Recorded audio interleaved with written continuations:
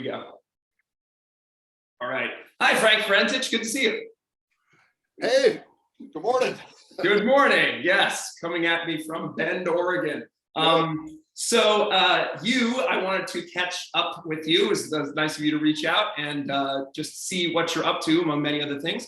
And I know you have one newish book, and then one that you're working on right now. As always, you're prolific.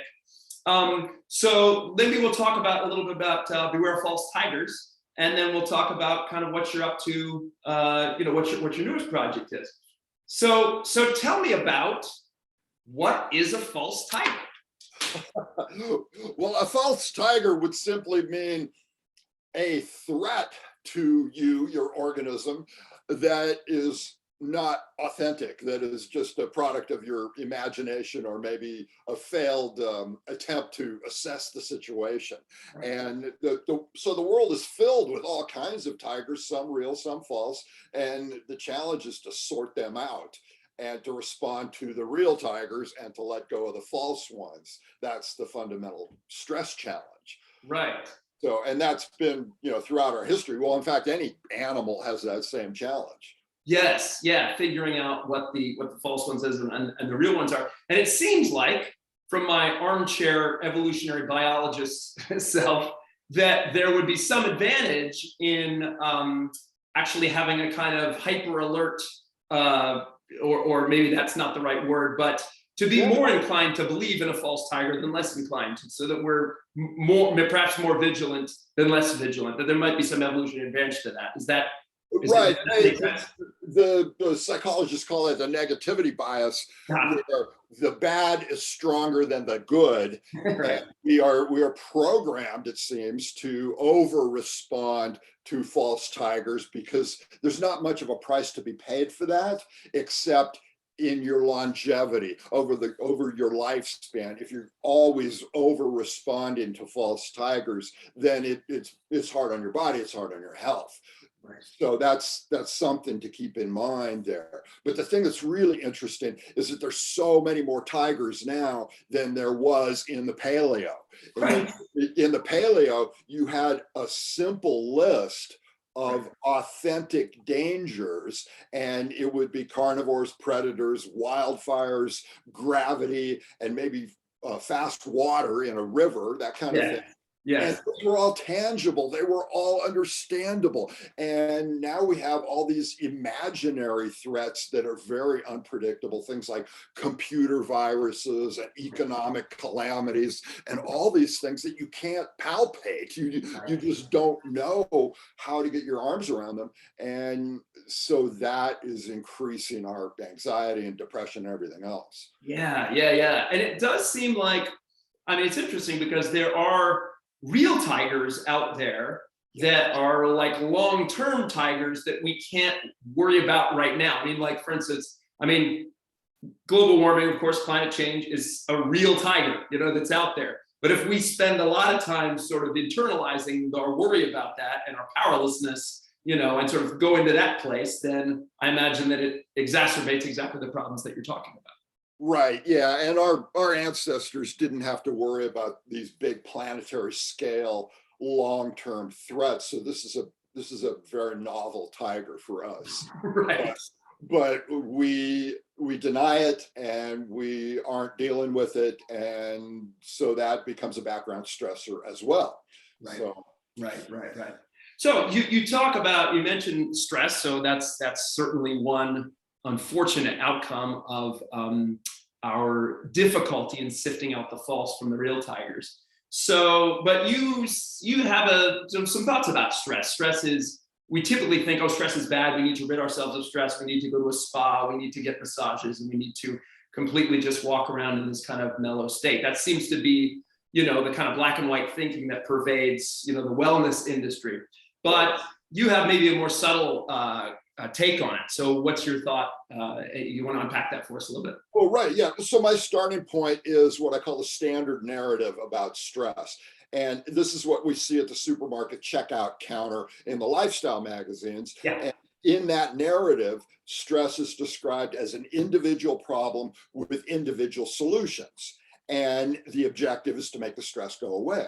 Yeah. But that is completely flawed because stress is a shared experience and it's highly contagious across families and populations, communities. Stress is very much contagious. And so we have to take it in those terms. We have to look at it at a population level, and it becomes a more interesting problem. But then the objective also is worth looking at too. The idea that we should make stress go away. Yeah. Well, maybe not. It's woven into life and it's unavoidable. So maybe we should learn to dance with it a little bit and make it work for us. We should be more precise in our understanding and our relationship to stress. Yeah. So, Yeah. So I give suggestions and ideas about how to deal with that. Nice. Yeah. The analogy that I've sometimes heard and probably parroted myself is I might have even heard this from you, is the astronaut one, right? Like you go up into zero gravity and your body has no stress on it, right? So gravity goes away, right? And then all kinds of horrible things happen, right?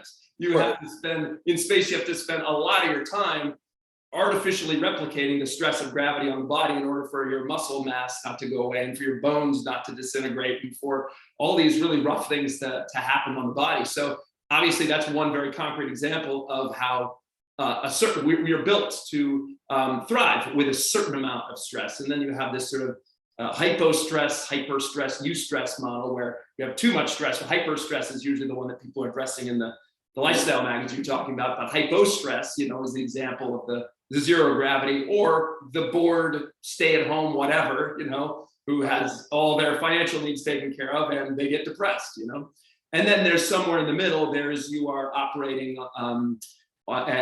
you're handling all the things you need to handle. You're feeling good about your, interaction with the world and you're getting stuff done. So there's that model too. So talk about that a little bit, like, how do we optimize? I don't know, I'm using a very sort of wellness fitness word when I say optimize, but how do we improve maybe our relationship to stress?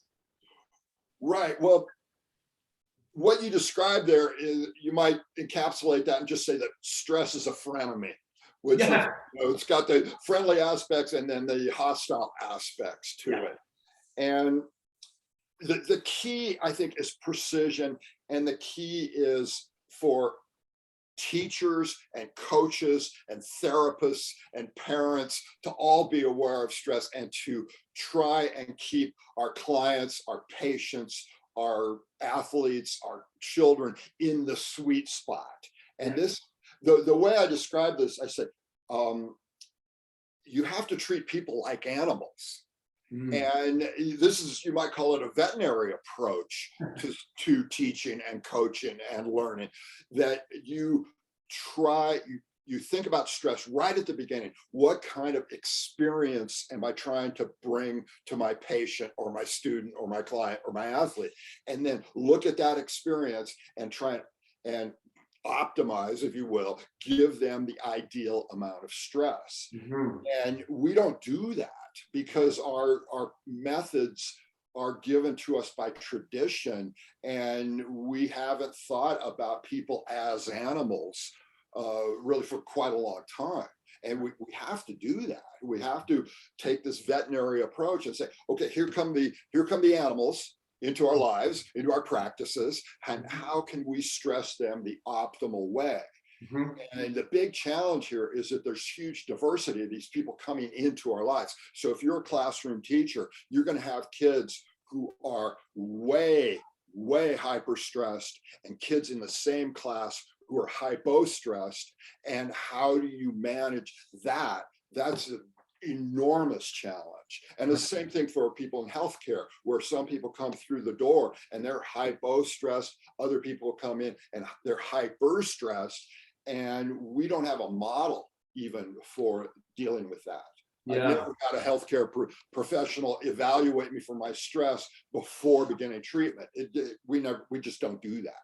And we have to do that. And it seems to me like it's not always possible to measure stress, it needs to be a subjective measure as well. That is, you can have someone who is I don't know, primary care physician or something, or an ER doctor, and yet they've been able to kind of metabolize everything and kind of keep everything kind of one step at a time and do okay. So they seem to be in a very stressed out job, and yet you interview them and it's like, all right, you seem okay. And then other people, who might be, like you said, so falling into this false tiger thing that, they're existentially stressed out, whereas Right, right. and the markers of their lives seem pretty okay, Right. And that, I think the fantasy here and the holy grail is if we could just measure people's cortisol levels, that we would know how stressed they are. Yeah. But I think that is a bit of a red herring, because people are far more complex than that. And just because your cortisol level is at a certain point, that doesn't mean a whole lot. I don't think. You have to address their subjective experience. And especially you have to talk to them about the stories that are guiding their life. And and all of that takes time. And it seems like we aren't taking the time to engage with people. Everybody seems to have this contagious sense of urgency now, where we have to hurry up, we have to go faster, which is also contagious. And ultimately we end up, it's a self-defeating process. So we have to talk to people, we have to slow down to hear their narratives. That's where we can tell how stressed they are. Yeah, it does seem like that. I mean, that may be one of the most damaging false tigers of all, is this sense that you always have to be on and pushing. And if you aren't, producing 24/7, then you're a failure, Yeah, and that's such an alien concept. I often think about this movie, The Gods Must Be Crazy.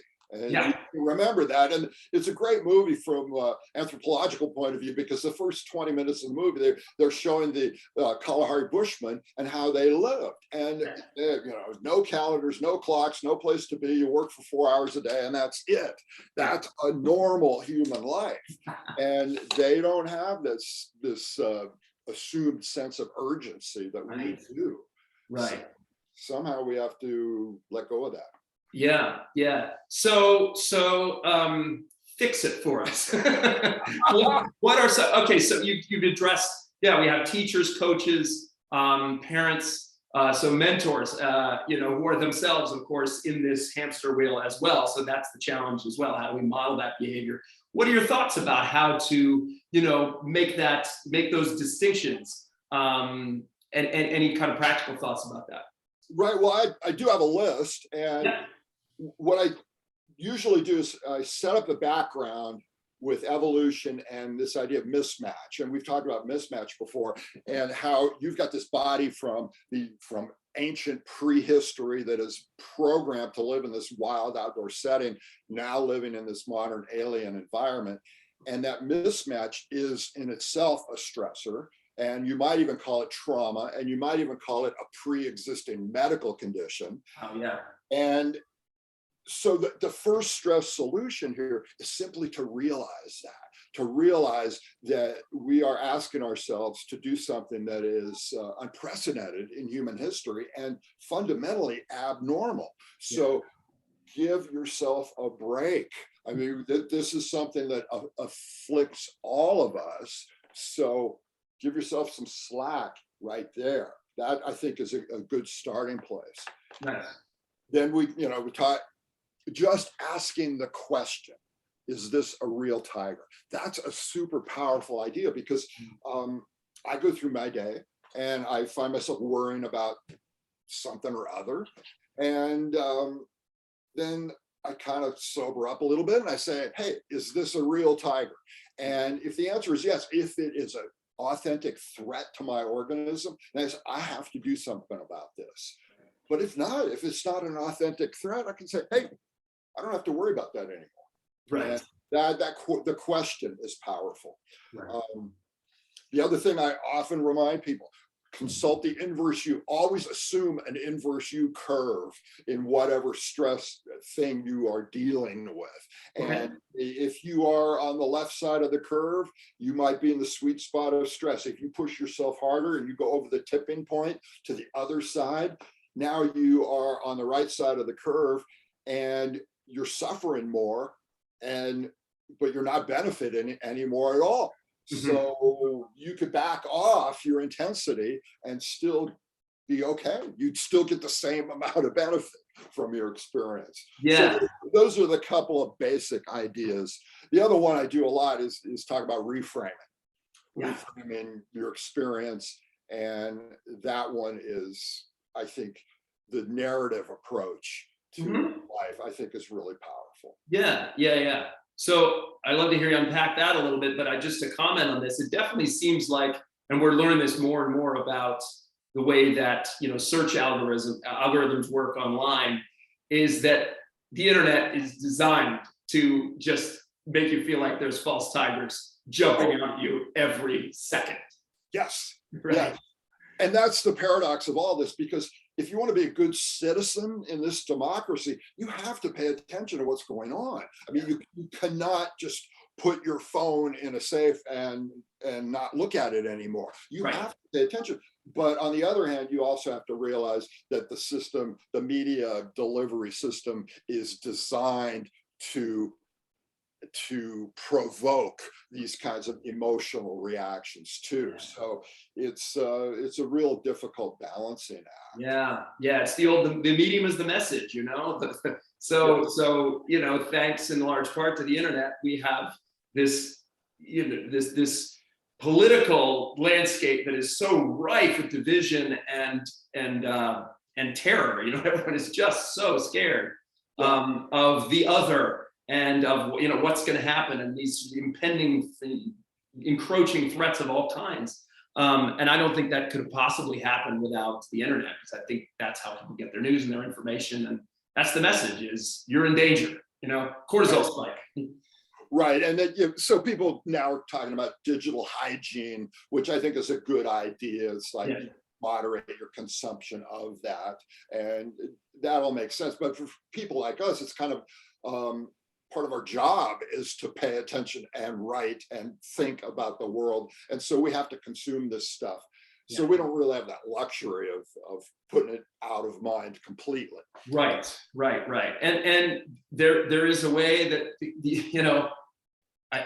I guess, and this seems to be one of your points here, is that if you think about a false tiger long enough, just thinking about it makes it into a real tiger in some way. The stress itself becomes the enemy, a real palpable enemy. Right.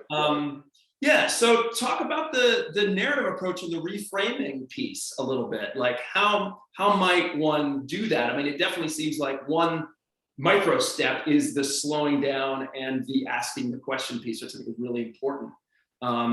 Just giving yourself the space and the time to, okay, let's really think about this and not kind of spin out. Right. So how do you reframe the narrative? Well, I think there's a lot there, but I'm going to give you one that I think is the juiciest of all, and that comes from an unlikely place, which is Hollywood and the world of screenwriting. Sure.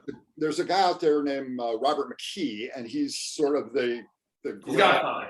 Of screenwriting. And for people listening in, if you've seen any of the blockbuster movies, there's a good chance that they were written by a student of Robert Mckee, and he's extremely influential. Well, one of his principles of screenwriting is that you want the viewer of the movie wants to know about the characters. They want to know about the depth of the character. And you don't just have the character have a bunch of experiences. That doesn't do it. You want to reveal the protagonist's character by putting that person under increasing levels of stress. Right. And it doesn't matter whether it's an action adventure movie or a romantic comedy, it doesn't matter. The screenwriter will increase the stress throughout the hour and a half or 2 hours, building up to a climax where the stress becomes so extreme that now the character of the person is revealed. Right. or for better or for worse. Right. So now you look at your own life and you say, okay, I'm under pressure, I'm under stress. What is that telling me about my character? How is my personal character being revealed right now? Nice. And that, in that sense, stress is a friend, because stress helps you know yourself. Stress illuminates your life and your character. Yeah. And that is a powerful upside, you might say. That is the beauty of stress, because it helps you get the self-knowledge that you would not get in any other way. Right. And so now I look at the stress that I'm under and I say, okay, this stress is revealing my character. How am I responding? Am I responding with dignity and calm and maybe some sapience, or am I going off the deep end? Yeah. And so now stress has a different meaning to me. Right. And right. that's a reframe that I think we can all use. And Yes. especially as we get older, it's, what kind of senior person do I want to be? And stress will show me the way. Yeah.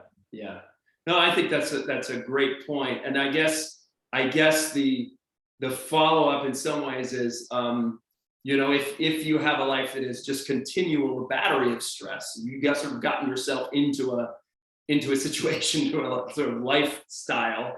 I think of my niece who just graduated from law school, right? And she's a very, very smart young woman and just passed the bar. And of course, she has a massive amount of student debt, because a law school education is really expensive. So she has sort of a choice to make. Here's the corporate attorney life dangling the golden parachute or golden fleece out in front of her, because you go, oh look, you can pay off your debt in 18 months, right? And then there's the other side, if she wants to pursue a much more idealistic kind of path as an attorney.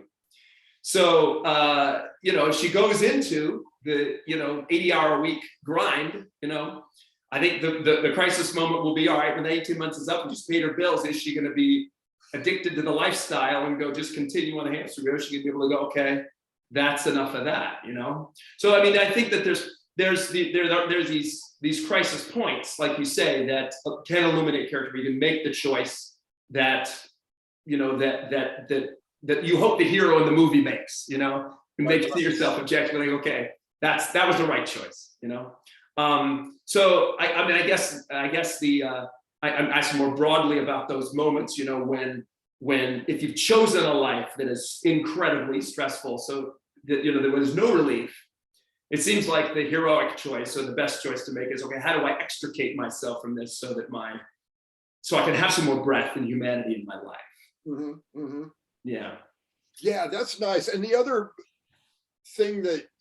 insight that people sometimes have here is that a sense of control is fundamental to all of this. So this is even with non-human animals, you can prove this in the laboratory, that a rodent that has some control over its circumstances will have less markers of stress in the body. And then that's fundamental, this sense of control. Well, you can also see this when you are under escalating levels of stress, that you're the protagonist in this, you're under pressure. You can always respond with dignity and humanity. And you always have that choice. So you always have a sense of control there. Even if the stress is extreme, you can still respond with dignity. And that is a place where you can exercise some control, and that will help. Yeah, no, that's a great point. I mean, I think I recognize that deeply when I think about the intense assignments I've sometimes taken on, like, all right, you have to crank out this 3,000 word piece in 5 days, you got your interview on day 3. So you got 48 hours to just write this incredible, and yeah, it's very easy in that time to go. I mean, that's my version of it, but everyone has their own version to go, I'm going to cut a corner here, or I'm not going to consult the person I'm supposed to consult because it's not the right time on the East Coast and I want to get this cranked. Just like the feeling like you have no choice, I think might be the most detrimental aspect of this. Like I have no choice except to make the bad choice, you know? Yeah, yeah, nice. Now, another frame I put around this is that, and this is the paradox of stress strategies, is Yeah. that there's a yin and a yang to this. Mhm. There is, on the yang side, this is where we seize control of the situation and we work and we exercise control in whatever way we can.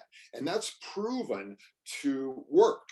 But there's a yin side of this, is where we relinquish control and we abandon control. And the sort of prevailing discourse now in the stress world is all about Buddhism and all about relinquishing control, relinquishing attachment, letting things be, doing your meditation and letting go. And that's a totally valid way to do it. But seizing control also works. And that's the paradox of stress management, is that you can come at it from either direction. Right. And I think what we need to do is to be ambidextrous on this. Sometimes you need to seize control and work. And that means, you know, if your desk is a mountain of papers and you feel really stressed about that, it's not going to help you to imagine that you're on a beach in the South Pacific and relaxing and letting all the tension flow out of your body. No, that is not going to help. What you need to do is sit down and do the work and clear your desk and make your to-do list and do your calendar and everything else. And that works. Yeah. But you also need to be capable of the other too, and to have some practice in relinquishing control and letting your body relax. So that, I think, is sometimes where we as coaches, I think we sometimes fail because we have one particular style or the other. You know, some of us say you got to seize control. Other people say, no, you have to relinquish control. Well, actually, you need to have both those skills. Yeah. That does seem to be, good coaches seem to be recognized that more and more. You know, in the fitness front, which is obviously one of the fields that I cover, more and more fitness coaches are recognizing that that the yin piece is equally important, because of course the general sort of stereotypical coach is no pain, no gain. Let's just work through it and keep pounding. Right. And at some point, you know, people break, you know, like you said. That also speaks to the value of rhythm, because every time we integrate rhythm into our practices, the body responds positively. It gives us a sense of predictability, which is another balm, you might say, for stress. Every time, the thing that's tough is when our lives are jagged and unpredictable and rhythmic, when you have this jagged sense of activity and behavior. But if it's rhythmic and predictable, then the body kind of follows along. That's great. Which is why drumming is such a great thing, because drumming, you instill that rhythm right into your body. And drumming it's a lot of people report drumming to be a great stress reliever. Nice. So talk a little bit about the new book. How far along are you, and give us a little taste of what you're looking into. Well, I could actually segue to that, because please. We talk about stress, and another big theme now is eco-anxiety, climate grief. There's a lot of talk about this. And most therapists now are saying what you need to do is turn your stress and your outrage and your grief into action. Yes. So that's all fine and good, but we have no education for activism. You know, there's all these calls to action now that we hear around climate and environment and that kind of thing. And yet this is like an educational black hole. We have an educational vacuum where you can go all the way through to a PhD and never really take a course in activism. People don't know how to change the world. Yeah. And so we waste a lot of time on really ineffective and dangerous forms of activism, or you might say fighting. So what this book is about martial artistry. Nice. I draw on the metaphor of the martial arts, and I say, well, the traditional martial arts are all fine and good. That came from a different age, though, when the challenges were different. Now we have this unique set of planetary scale challenges. How can you be a good activist? How can you be a good fighter now? And that's something that we as a people really aren't talking about very much. A lot of people now are self-styled activists, but I'm not even sure we agree on what that means. We see a lot of efforts of people out fighting, trying to change the world, and sometimes those succeed, but sometimes they just make things worse. So that's what the book is about. I'm really excited about it because I have this background in martial arts, and I'm trying to make it relevant to our modern challenges. I like that. I like that. And I mean, Portland is not that far from you, and it wasn't that long ago in Portland when there was a lot of protesting going on, a lot of sort of what looked like activism from the outside. Right, and then you look at something like that and you got to wonder, okay, is this a good form of activism? Are they being effective? Yeah. It's not entirely clear, but right. My example is this Ottawa thing with the truckers shut down the city. Now I suppose they would call that a form of activism. They're trying to change the world. They have an agenda. They have something that they want to accomplish. But in my book, that comes across as a really poor form of activism because they're making a lot of people angry and they're alienating people who might be supporters. So that doesn't come across as martial artistry as much as just kind of an impulsive reaction that inflames everybody. So that I look at those kind of things and say, how can we do better? Right. Yeah, I think I'm starting to understand, some of the traps or get a sense of some of the traps that people fall into as far as activism goes, because, again, the digital world rewards people who make a lot of noise and things that are sort of outrageous, and they like, kind of muckrakers. And, our last president obviously was just absolutely a master of this, like just say outrageous things, offend people, and break shit, And I think that there's a little of that in the trucker protest or action that we're talking about. So what are more positive forms of activism, and how does martial arts kind of inform that? Right. Well, the thing about studying the martial arts is you realize there's more options maybe than you thought before. There's hard styles and soft styles, and there are the proactive styles where maybe you try and educate your adversary into some new behavior and you avoid the fight altogether. Right. And that would be considered a good form of activism. Right. Some of the early people in Greenpeace used to have these discussions about strategy and tactics. And one phrase that came up over and over again was, do you want to do good or do you want to feel good?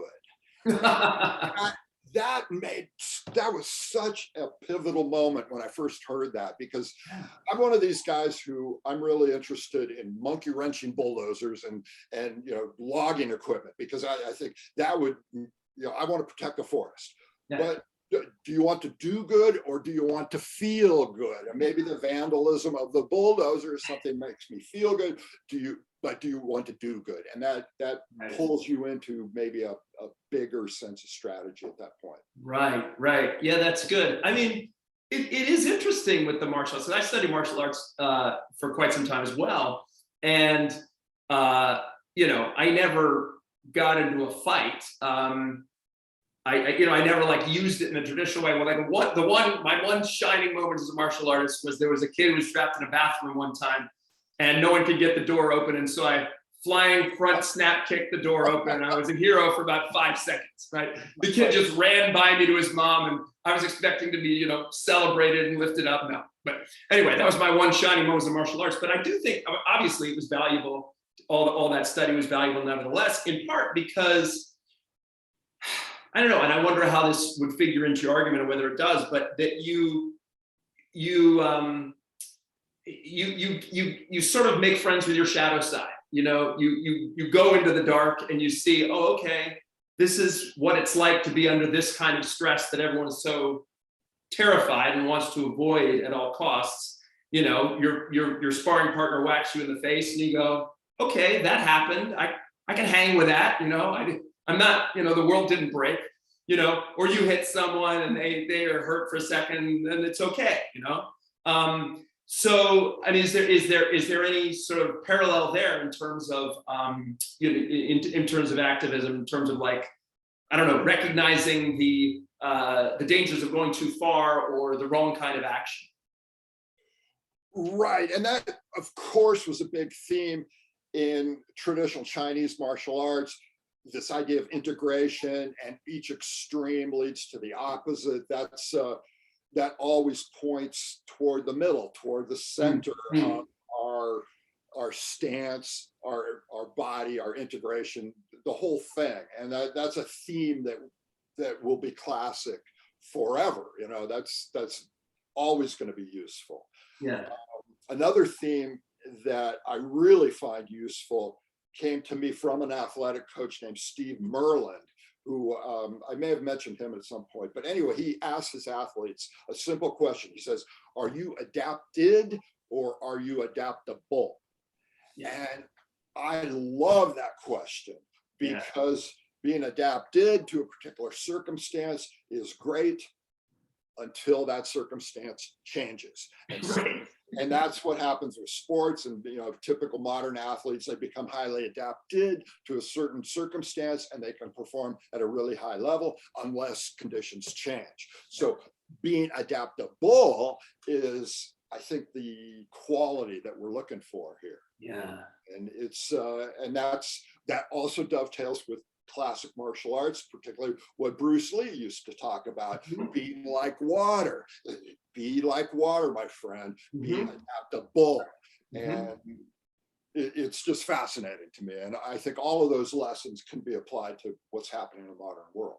Yeah, for sure. I mean, I think there's also something in Bruce Lee's work where it's like, you know, absorb what's useful and reject what's not useful. So that, you know, that seems like a form of learning and, like you say, adaptability, and the ability to absorb stuff. You know, I think, you know, in a lot of ways, Bruce Lee was working against the traditional idea of like, this is how you do a block, and this is what you do, and this is what you've done for 10,000 years, and that's what you're going to learn, and you're not going to question it. You know. Yes. Yeah. So, I mean, I think that there's a huge metaphor in that for activism and for, there's just a nice general wisdom in that, like, you know, be able to be supple, you know, physically, and with your wisdom and your intelligence. And you know, an athletic body is both strong and flexible. Yeah. An athletic mind and spirit should have the same qualities, you would think. And so athleticism is a great metaphor for what we're trying to do. Yeah, that's fantastic. Good. So maybe just you know, to conclude here, just a couple, maybe a little bit about what kind of activism you're involved in and what it looks like. Right. Well, for me, in my region, in my bioregion, there's a big area of habitat in Eastern Oregon, Washington, and Idaho that is being starved because the Snake River has 4 big dams on it. And under normal conditions, you would have this immense salmon run coming up. And that's nutrition for the plants and the animals that live in that bioregion. And so the bears eat the fish and defecate, and that nourishes the soil. And now with the dams, that whole area is becoming a desert. And the dams have to go away. And people agree mostly on the need for that to happen. So that's my issue. And I've been writing letters and participating in meetings and trying to get the word out. And of course, it's a huge uphill fight. It's sort of a David and Goliath thing because the dams are in, you know, and to take a dam out is much harder than putting one in. Right. So it's a tough fight. And I'm just trying to come at it from every angle possible. Right. So that's cool. Would you ever consider running for political office? I've nudged you about this before, but I don't know. Have you any thoughts about that? I'm not sure that is my the best use of my time. Mhm. I like being a writer, and I think I would like to influence culture from that angle. Yeah, And I think I can have more power there. got it. That's a judgment call, you know. Sure, absolutely, absolutely. Well, Frank, great talking to you. It's good to see your face and see you still got a bunch of books behind you, so you must be keeping the mind sharp, obviously. What's the title of your new book? It's called "The Enemy Is Never Wrong." Okay, provocative. As always. And I got that from a martial art teacher I had who was always on his students saying, the enemy is never wrong. Don't get wrapped up in the rightness or wrongness of your enemy's behavior. Just adapt to your enemy as they are.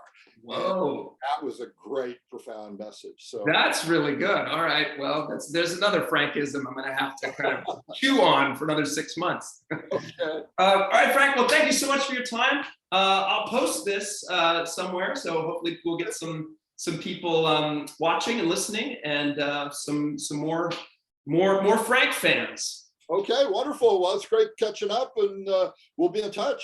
Sounds good, Frank. Take care. Okay, man. Bye. Cheers.